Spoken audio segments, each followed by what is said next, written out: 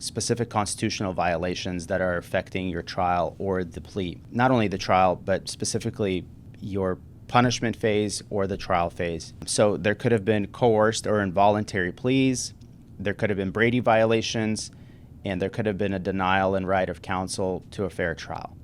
So if you take those three specific things within the constitutional violation context, what you have is a circumstance of where obviously your rights as an individual were infringed upon.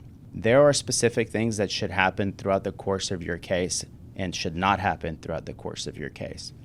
So as an example, if a lawyer sat with you in their office or at court and they told you that you have to take this plea deal, that there is no other specific option that's available to you, that your intent was to go to trial, you wanted your day in court, you believed in your innocence, your family believed in your innocence, and you wanted to pursue a trial, but your lawyer convinced you to plead guilty to a plea that you did not believe was in your best interest, that is a coerced plea.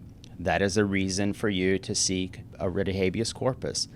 Another potential constitutional violation that's of similar nature would be Brady violations. So in the same context, let's say you chose to plead guilty because the evidence in your case did not look favorable to you, and there was evidence that was withheld through specifically what's called Brady, which is the seminal case that specifically instructs prosecutors to release evidence that's exculpatory. The idea of what exculpatory evidence is obviously very broad, and that exculpatory evidence could potentially be something that a prosecutor may have never even considered to be exculpatory, which is why we're required to investigate certain things for purposes of writ of habeas corpus. But if we're able to come up with reasonings or issues that may have looked to be exculpatory in your case, that may potentially be a very significant constitutional violation that could give you an open door to get a new trial.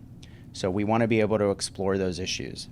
The third issue that I specifically mentioned just a moment ago with respect to constitutional violations is the denial of right or a fair trial. So there are issues that come up during the course of a case where you may have needed advice of counsel. You were not given advice of counsel. That is more uncommon nowadays, but it certainly has happened in cases that are somewhat older, things that may not have gone on the record. So that is a violation of your Sixth Amendment right to counsel, and it's something that we want to explore and potentially bring up on a writ of habeas corpus.